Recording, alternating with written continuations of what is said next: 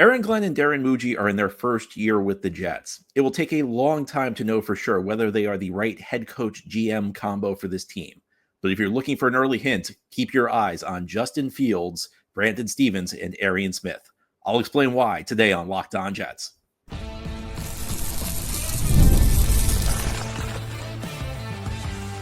You are Locked On Jets, your daily New York Jets podcast.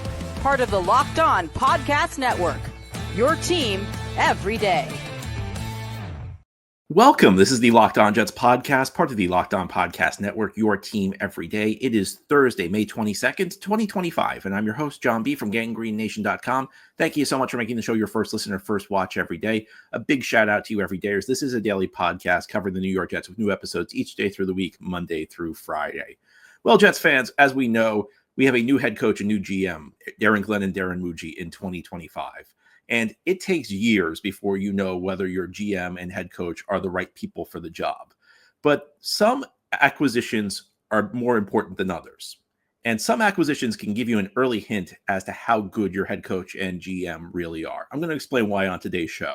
In the NFL draft, there was a point where the Jets really broke with the consensus from the big board and drafted Arian Smith in the 4th round. In free agency, they kind of took a leap of faith on a player, Brandon Stevens, at cornerback. I'm going to explain to you why these are important for evaluating Aaron Glenn and Darren Mougey on today's show. But we're going to start by talking about the quarterback position, where the Jets went out and signed Justin Fields. And if you weren't paying attention the last couple of months, it was a bit of a roller coaster. We began the offseason with drama. Will Aaron Rodgers return? Will he not? And the Jets addressed that by just informing Rodgers that they had no plans to bring him back to the team in 2025. The Jets ended up releasing Rodgers, and Rodgers' 2025 fate is still currently unclear at the time we are recording this podcast, which, in addition to many other reasons, vindicates, in my view, the decision to move on from him. Because if the Jets decided to stick with Rodgers, I mean, he still hasn't decided whether he's playing or not. So we would very likely be in an offseason of total drama. Now, I know, like, you could say, well, if the Jets had told Rodgers they wanted him, maybe he would have made a decision early to stay with the team. But I'm glad we're past that drama, because the last 2 years have been full of drama and light on winning. The Jets are going to try and change that with Justin Fields at the quarterback position. And of course, the Jets have had a rough last 14 years. They have the longest playoff drought in the NFL, if the longest playoff drought in any of the 4 major North American professional sports leagues, at 14 years. And quarterback has been a chronic issue. But quarterback's been a chronic issue for a much longer time with this franchise. In fact, you could make an argument this team has really been searching for a franchise quarterback since Joe Namath. Now, I think Ken O'Brien had some good years, so maybe you can make a case Ken O'Brien was good. Chad Pennington had some good years. But outside of maybe the Chicago Bears, there's no team that has struggled more to find a quality quarterback over the last couple decades than the New York Jets. It's been an issue that has doomed coaching staff after coaching staff, GM after GM. Now, part of the issue is that it goes beyond quarterback. And I've made the argument in the past that maybe we focus a little bit too much on quarterback relative to the other issues the Jets have had. But there's no doubt the quarterback position has been an issue. Enter Justin Fields. Jets went out and got him this offseason. They made a very aggressive play for him in the early stages of free agency, and they outbid the team he came from, the Pittsburgh Steelers. Fields is a guy who I think even his biggest critic would admit has a lot of physical ability. But as we know, quarterback is not a purely physical position. I mean, how many times do you hear in the NFL draft somebody has amazing physical ability? That usually means they're tall and they have a huge arm. And, sometimes it means they can make plays with their legs. And that's obviously Justin Fields. Fields' career has been, if we're being fair and we're being honest, very up and down to this point. And probably more down than up, which is why he's currently on his 3rd team in 5 years. But when Fields has played at a high level, he's played at a really high level. I've compared him statistically to other quarterbacks who struggled early in their career and later found success. A guy who came here, Sam Darnold. A guy who came from the Jets, Sam Darnold, who kind of found success last year with Minnesota, now got a pretty lucrative contract with the Seattle Seahawks. And, nobody's saying Sam Darnold is a top 5 quarterback. Nobody's saying he's a savior of a franchise, at least anymore. Maybe we did when we drafted him. But Darnold's a guy who you can now make a case as a competent quarterback. And competent quarterbacks are valuable in this league. I think that we are so obsessed, and rightly so, with finding the next Mahomes, finding the next Burrow, finding the next Lamar, finding the next Josh Allen, that we kind of sell short how valuable a competent quarterback is. A competent quarterback gives you a chance to win if you put him on a good roster. Now, you put him in a bad situation, you put him in, like the Adam Gase, Mike McCagnon Jets, that type of quarterback's really going to struggle. The question is, have the Jets found this in Justin Fields? Have the Jets found a competent quarterback? And a lot of this goes into how good their scouting was, and not only how good their scouting was, but how well they will utilize Fields' skill sets. One thing that you hear a lot in the NFL, especially at the quarterback position, is this guy has a unique skill set. If we're being honest, 95% of the time, this is nonsense. 95% of the time, this is just making excuses for a guy who isn't good enough and trying to justify his existence on a team as the franchise quarterback. But I think in Fields' case, it's actually true, because Fields is one of the few quarterbacks in the league, at least at this point, who I believe can be an impact player as a runner. You can take your Lamar, you can take your Jalen Hurts, those Josh Allen, those types of guys. There aren't really many guys who could make a living, who could add a lot to your offense based on his running ability. And this there's an old expression, it adds to the playbook. And it does, because what you add to the playbook, you add design runs for the quarterback, where Fields has the ability to rip off a 20-yard run as a rusher. And not just, some quarterbacks can break 20 yards if he drops back to pass and the receivers run off all the defenders, receivers run deep and the defenders all follow them and there's open field in front of them. You can design a run for Fields and he can break 20 yards. I mean, Fields is the type of guy who I think in the right situation could probably rush for 700, 800 yards. And this makes your offense better. It makes your running backs more dynamic because you can play what's known as 11-on-11 football. You think about it this way. In the run game, usually the quarterback is useless. Usually he can't block and he can't run the ball. So he's not a threat. So if he just hands the ball, he's done with the play. When you have a quarterback with the ability to run, the defense has to account for that. They have to account for the fact that the quarterback could fake a handoff and then run himself. So the defense kind of freezes. Guys can't over pursue. Guys can't jump into the hole and tackle Breece Hall, because the threat exists that if you do that, Fields may just pull the ball back and run to the area where you vacated, trying to go after Breece Hall. But a lot of this falls to the Jets coaching staff. And I talked about this a little bit yesterday, the new offensive coordinator, Tanner Engstrand. I would have to imagine that the Jets consulted Engstrand before they went out and made such an aggressive play for Fields. And I'd have to imagine Engstrand sold a vision that there were things he could work on with Fields. Now, part of this is Fields does need to become more consistent as a passer. Fields is not a bad passer, but he's been very inconsistent through his career. But part of this is understanding your skill sets, understanding what Justin Fields is capable of doing. As I mentioned yesterday, adding, putting the Jared Goff playbook in for Justin Fields does not do him service, because he had so much more with his ability as a runner. And this is kind of the direction the NFL is going in anyway. Quarterbacks are becoming more and more mobile. The days of the pure statue pocket passer are pretty much over. I mean, the point people made a few years ago was, well, Tom Brady's a pocket passer. And I would counter with, you have to be as flawless as Tom Brady to survive in this league without any mobility, because the guy with mobility can extend plays with his legs when he's under pressure. The guy without mobility limits you that. He doesn't add those plays. So if you're Tom Brady, if you're that good from the pocket, you could thrive without being mobile. But most quarterbacks need mobility. Fields adds plus mobility. And this is the reason this is an early test, is it shows, first of all, how well the Jets scouted Fields, but second of all, how well they've shown an ability to implement a plan for a quarterback with a unique skill set. And of course, none of these moves individually will definitively tell us whether Aaron Glenn and Darren Mougey are good. But this is a move because it's such an important position and because it's such a unique player. It'll give us an early insight into the quality of the coaching and the quality of the scouting. Now, during the Locked On Jets podcast, we'll turn our attention to the defensive side of the ball. The Jets kind of went out on the limb in free agency when they signed a cornerback, Brandon Stevens. They gave him a contract that was worth much more than his play to date would justify. But that's not the question. The question is whether or not the Jets will be able to justify that contract in the future. And with his skill set, the answer is maybe. And if he can, it could give us confidence in the new regime. We'll go into all of this in more detail as we continue here on this Thursday edition of Locked On Jets. Today's episode of Locked On Jets is brought to you by LinkedIn. As a small business owner, your work does not end when the clock hits 5. Your business is always on your mind, which means when it's time to hire, you need a partner that works just as hard as you do.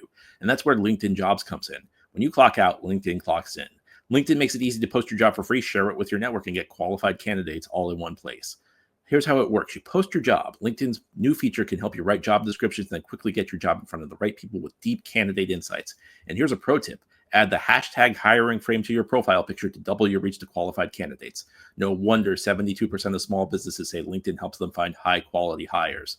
And we're talking about players the Jets added today over the course of the offseason. There was a lot of work that went into it, a lot of scouting. LinkedIn makes it easy. You don't have to do all that work. Let LinkedIn do that work for you, finding the best qualified candidates for your business. Post your job for free at linkedin.com/LockedOnNFL. That's linkedin.com/LockedOnNFL to post your job for free. Terms and conditions apply. Thank you so much for making Locked On Jets your first listener, first watch every day. A big shout out to you every dayers. This is a daily podcast covering the New York Jets with new episodes each day through the week, Monday through Friday. Today, our focus is on important acquisitions the New York Jets made this offseason. And the reason that these acquisitions are important go far beyond their actual impact on the field. The reason that these are important is also because they offer an insight into how good Aaron Glenn and Darren Mougey are. We're talking about 3 players who are important for evaluating Glenn and Mougey for different reasons. We've talked about Justin Fields, the quarterback, most important position on the field, a position where Jets have struggled to find an answer, not just for years, but for decades. Even when the Jets have been good, their quarterback situation has generally been up in the air over the last couple of decades. Let's talk about Brandon Stephens right now. This was a bit of a surprise signing the Jets made in the offseason. 3 years, $36 million, a pretty hefty guarantee that likely keeps him on the team through the 2026 season. And what was so striking about this is the Jets were so conservative everywhere else in the offseason. I mean, they were not giving out big money contracts to anybody. Really the only 3 contracts of any significance were the contract they gave to Justin Fields, which by the standards of a quarterback was not very big money. And then a contract to Andre Sisco, a safety, which was just a 1-year deal. Brandon Stephens was like the one guy that got a multi-year deal at pretty big money. And it's not surprising that if it came at one position, the position was cornerback. One thing we've discussed on the show is that we are moving from a defensive system under Robert Saleh and Jeff Holbrook, where the defensive line was the most important spot and corner was probably number 2, to a defense under Aaron Glenn where that's flipped. Defensive line still important, but I think it's number 2 now behind corner. And the reason for that mainly has to do with the propensity that these schemes have for blitzing the quarterback. In Robert Saleh, Jeff Holbrook's scheme, the blitz was not something that was utilized. You were rushing with 4 guys. So if you're rushing with 4 guys, that means you need really talented pass rushers because it's essentially 4 on 5, 4 pass rushers versus 5 blockers. So, you're getting no extra help from pass rushers. Your corners, however, are getting extra help because essentially in coverage, it's 5 receivers versus 7 defenders. So your corners don't need as much help. That flips if you blitz. When you blitz, you send an extra guy. Most blitzes send 5 guys. So now it's 5 on 5. Nobody's going to be double teamed, so you just need one guy to win a matchup as a pass rusher because there's five offensive linemen, 5 pass rushers. It's all 1-on-1s. You need 1 out of 5 guys to win. On the back of your defense, however, it's only 5 on 6, 5 receivers versus 6 defenders. But generally speaking, you're going to put one defender deep in the back of the defense as the safety. So now it becomes 5 on 5. It's 1-on-1.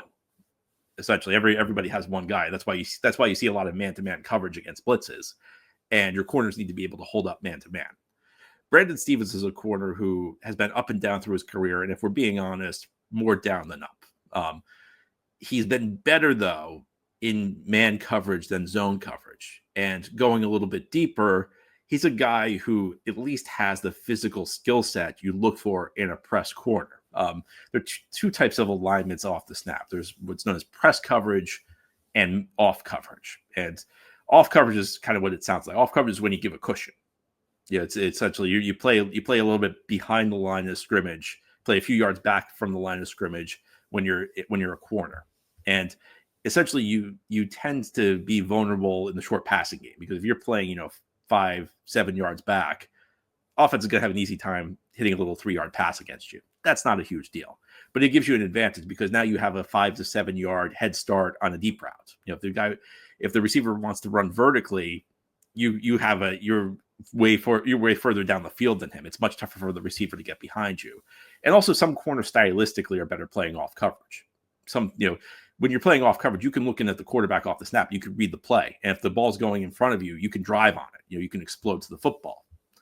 Then there's also press coverage where you're playing right up against the receiver across the line of scrimmage. And essentially what you're trying to do is what pressing is you're trying to get your hands on the receiver to jam him, to redirect him, to obstruct him. Because a lot of the passing game in the NFL is short, precise passing, where a receiver is expected to be exactly in a spot in a predefined area of time. In 2.5 seconds, you're supposed to be in this exact spot on the field. So if you can disrupt that receiver, you can throw off the passing game entirely. The gamble is that because you're playing right on top of him, if you miss your jam, your receiver can run right past you. I think with Aaron Glenn, you're going to see a lot of press man coverage. What you want in a press man corner is typically a guy who's big with long arms because you want him to be able to reach out and obstruct the receiver quickly off the snap. And Brandon Stevens is a guy who fits that mold. Now, when you sign a guy in free agency, frequently he's paid for what he's done in the past. But really what you're looking to do is pay a guy for what he's doing in the future. And sometimes guys get contracts that look like huge overpays at the time because we're basing it on what they've done in the past, and they end up being bargains. A few years ago when the Jets signed DJ Reed, did DJ Reed's play to that point in time justify a $13 million contract? No. But the Jets saw an ascending player. They saw a guy who fit what they wanted to do well, and they signed him. Reed's play ended up being a bargain for this team. And you could go through the list of John Simpson last year, guard the Jets signed. His play to date did not justify the contract the Jets gave him, but the Jets saw an improving player and ended up really benefiting from Simpson. Simpson ended up being pretty good. This is one of the things I always use to test the quality of coaching staffs in front offices. Can you identify the guys who are ascending players? Can you identify the guys who are good fits for your system, who maybe will work better with you than they will with another team? And that's where this move for Brandon Stevens comes in. Can the Jets coach this guy up? Can the Jets turn this guy into a top-notch press man corner? Because if they can, this is the type of deal that becomes a good one for the Jets. I don't think there's any way you could look at Brandon Stevens' play to date and say that this is a guy who justifies $12 million. I'll be honest with you. I would not have given Brandon Stevens $12 million. I said this at the time the Jets signed him.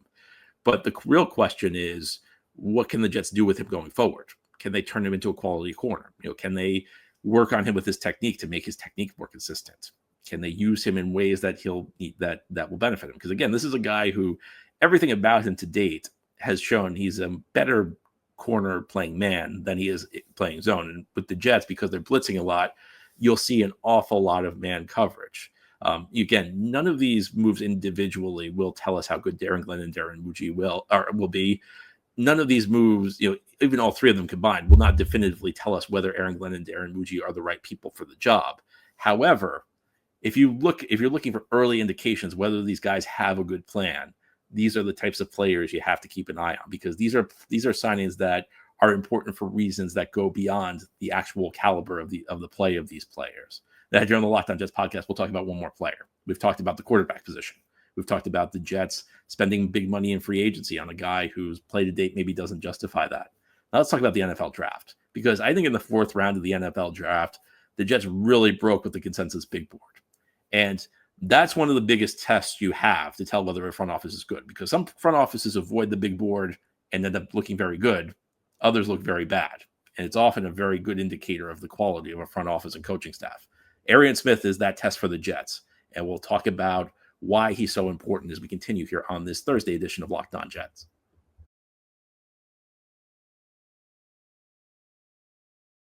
This is the Locked On Jets podcast here on this Thursday. We're talking about Aaron Glenn and Darren Mougey, the first-year Jets head coach, general manager combination.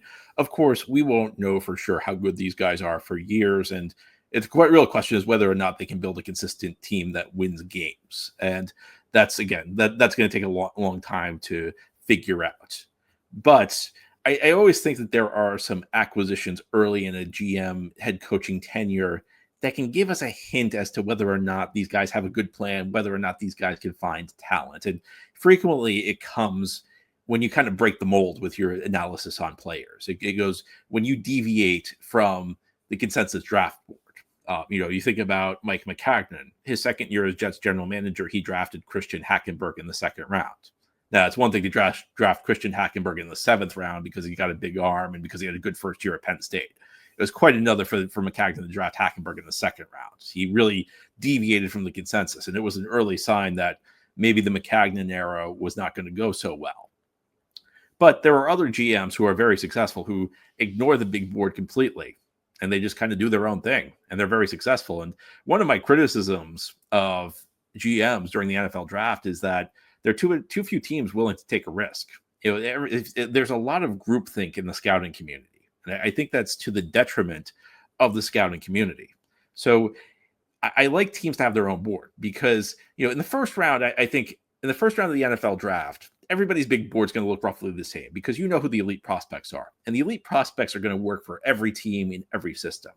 But when you get deeper into the NFL draft, that's not the case. When you get deeper into the NFL draft, players have more limited skill sets. And the skills I need for a certain position, maybe in my system, might be different from the skills you need at a certain position in your system. My team might want a corner who plays press man coverage like Brandon Stevens. Your team might want a zone corner. And, in the first round, you can get a guy who can play both man and zone. In the later rounds, you may have a guy who's only good at man or only good at zone. So a player that's valuable to me in the late rounds may not be so valuable to you. So we can't have groupthink. And the Jets really deviated from the consensus big board when they drafted Arian Smith in the fourth round out of Georgia. And I'm not going to lie to you. I'm not going to sugarcoat it. I mean, if you were here during the NFL draft, you know that this was a pick I was very critical of. And it's not that Arian Smith is incapable of developing into a good player. Any player who's drafted is. When we're talking about the NFL draft, I'm looking at what the odds are of a guy developing. And if you look at historically players with Arian Smith's profile, the results are typically not good when they enter the NFL. But that's just on the average. That's the average player with Arian Smith's profile. Question is, did the Jets know something that we don't know? Do the Jets know something about Arian Smith that suggests that he was worthy of a fourth round pick, that they actually got a good deal out of him and by picking him in the fourth round? And that's really the question right here. And this is one of the early tests because Arian Smith, there's no question he's fast. I'm sure the Jets are going to design this package of plays for him, try and get him the ball with a head of steam going forward. They'll design those screens for him. They'll try and get him the ball in space. You'll see some end arounds. You'll see some jet sweeps. They'll essentially try and utilize his speed. And he also likely to see some time on special teams because he was a very good guy in punt coverage in college. The question is, how consistent of a receiver can he be? We know he's fast. Just being fast doesn't necessarily make you a great deep threat in the NFL. A lack of blazing speed doesn't necessarily mean you're going to be a poor deep threat. A guy who was with the Jets very briefly, and a guy the Jets never should have traded for, but a guy who's been a great player through his NFL career, Davante Adams, been a very effective deep threat. Not the guy with the most blazing speed, but a guy who understands, how to run routes. He understands how to set defenders up. Davante Adams, a guy who's been able to get deep without blazing speed. And conversely, blazing speed doesn't guarantee you're going to be a great deep threat. You can look through the guys the Jets have drafted with 4.3 speed in early rounds over the last 15 years. I can list guy after guy: Stephen Hill, Devin Smith, Denzel Mims. Just being time fast doesn't necessarily make you a great deep threat, but of course it helps. Of course, speed helps. Smith was a guy who did not perform. Did not really perform much at Georgia. His only productive year was his senior year, and it's not like he dominated the SEC. But there was an improvement from his junior year to his senior or his final year in college.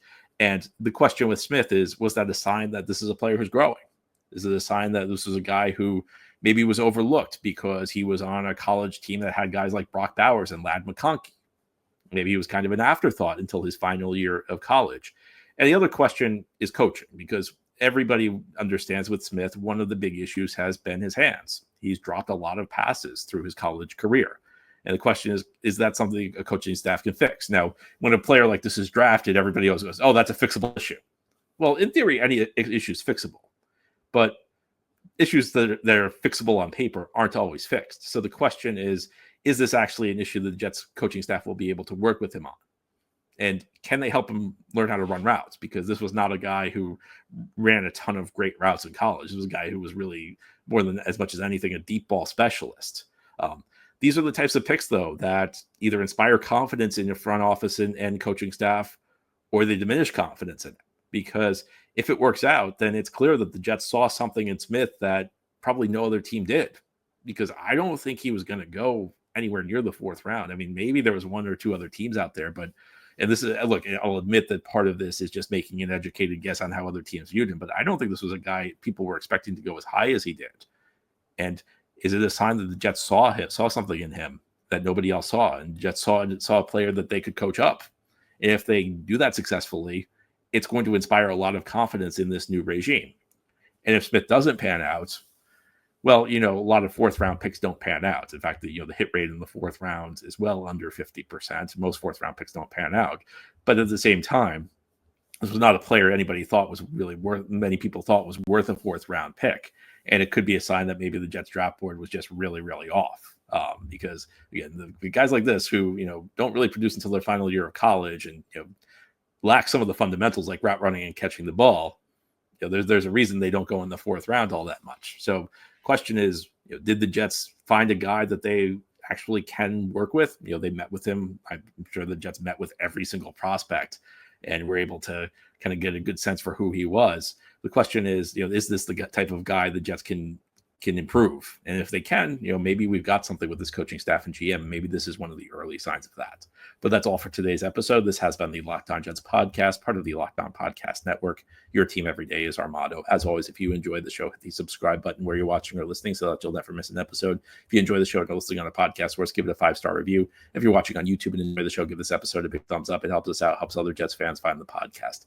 Enjoy your Thursday, everybody. We'll be back tomorrow to talk more Jets.